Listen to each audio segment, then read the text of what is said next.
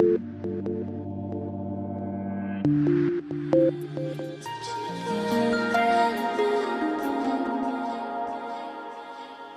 hello. I don't think you guys understand exactly how excited I am to be up here. I love TED. One of the first TED Talks I ever watched was Sir Ken Robinson.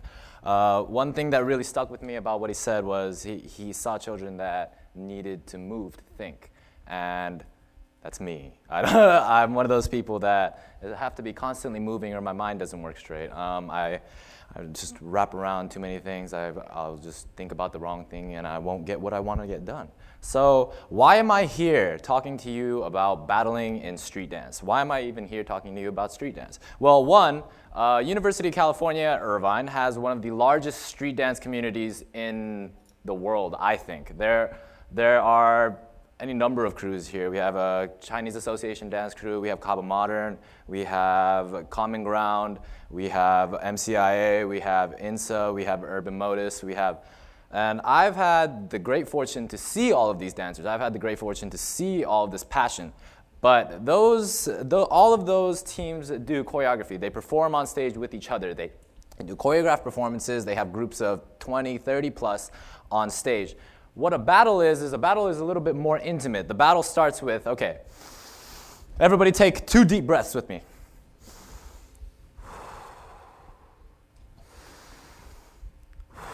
So why do we start with breath? You have to start with breath because if you start in your mind and you try to think and you listen to the music, I promise you the music is going to seem just a little bit faster or a little bit slower than what you're doing. You're going to be off beat. So you breathe to center yourself in this current moment. Now, welcome to my space. Not myspace.com, just my space. What's the difference? I'm here. I'm up here, right? Well, now this is our space because you guys are centered in the moment with me. Yes? Yes. Okay, so what's the second thing that we focus on? Well, we focus on the music. The music has different varying levels of rhythm. You have the bass, you have the snare, you have strings, you have piano. You can ride in between all of these polyrhythms and create rhythms that are all your own. Watch, we'll try something. Right foot, left foot, clap. Okay, everybody try with me. 5, 6, 7, 8, boom, boom, clap. Boom, boom, clap. Boom, boom, clap.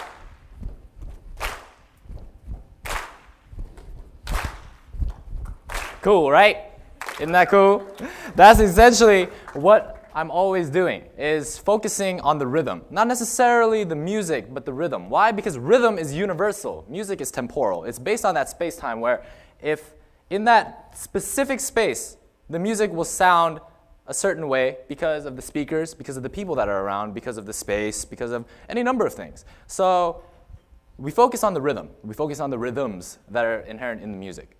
And the third thing that we focus on when we get past our own breath and the music is the opponent, right? I've battled some of the best dancers in the world. The first thing that I think of every time I go up and they call my name versus somebody else's name, I look at them and I go, it's like playing basketball with Kobe Bryant. Seriously, it's embarrassing. But it's really, really gratifying to go out and put yourself out there, essentially, dance for me is the expression of my soul. All the things that I can't tell people, all the things that I don't want to tell people because I just don't want to seem like a little crybaby all the time, is inherent in my dance. All of my ugliness, all of my truth, everything that I've ever thought of, everything that I've ever felt is inherent in my dance. So, when I battle an opponent, the battle is of concepts. It's his conceptual framework against mine. What do I mean by conceptual framework? Well, how many of you ever seen breakdancing? How many of you ever seen popping? How many of you ever seen locking? How many of you have ever seen salsa, jazz, modern? So you see, all these styles are combinations of essential concepts that create the dances, that create the feel of the dances as they're supposed to be done. These have to do more with the scenes that these dances were created in than the actual practitioners nowadays. But one of the essential things of dance is that you have to know your history. You have to know the roots of where you come from. So, the best dancer in the world, better than me at everything, is on the other side. Okay. What am I going to do? They just went. It was amazing. Now I'm going to go. And I'm going to break down everything that they've done. No matter how good they are, all of their dance is still concepts. Yes? You guys understand what I mean by that now? Yes. So, I break down everything about their dance, and I take their weaknesses, I take their strengths, and I try to highlight my strengths by taking their weaknesses and then putting it out in front of you. So, say that the dancer does something like, say, a b-boy freeze or a b-boy move, and it's just like, well, I can do that, right? So I go,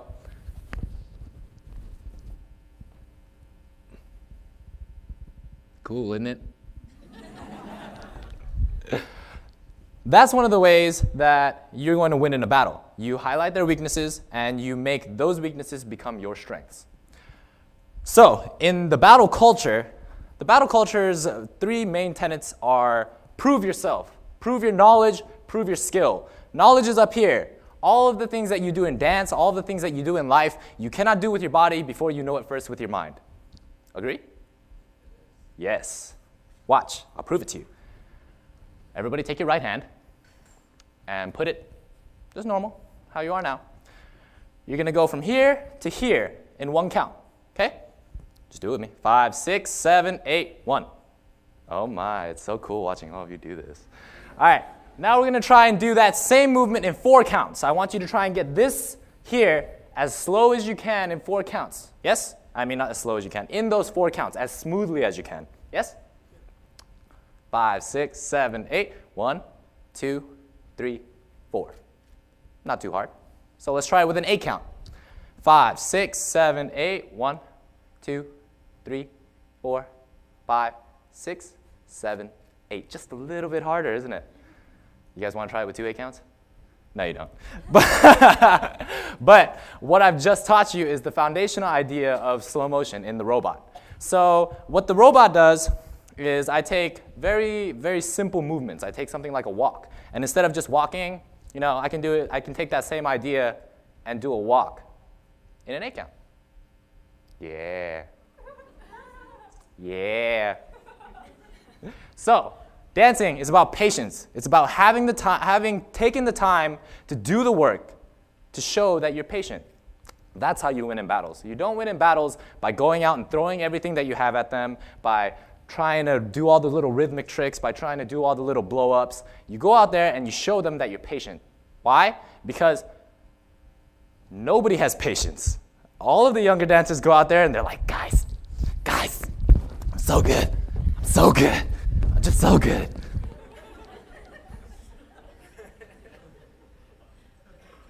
Y'all are laughing, but that was seriously my best attempt. But the difference between a good dancer and a great dancer is that the good dancer can get all of the moves that they see in their head out with their body. The great dancer has worked hard enough so that they don't need to try. The movement just comes out naturally to the music.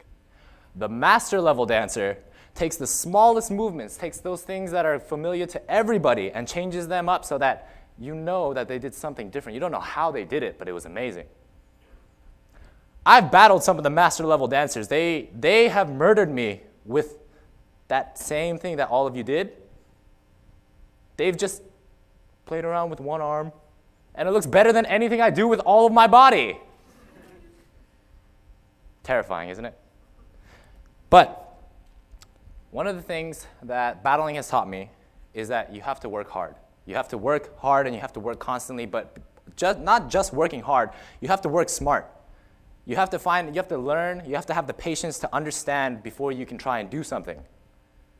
And with that comes segue into hip-hop culture. So a lot of what has been going on, a lot of what's popular on TV right now is choreography. Choreo is cool. Having 40 people do the same thing, it's pretty cool. But the main tenets of battle culture are prove yourself, improve yourself, be yourself. Prove yourself, skill and knowledge. Prove that you have understood the history. Prove that you have the practice. Improve yourself. When you constantly go out on the same stages, in the same community, everybody is already going to know who you are. So show that you've been working and show that you've been thinking, show that you've been learning. Be yourself. I think this is the most difficult thing.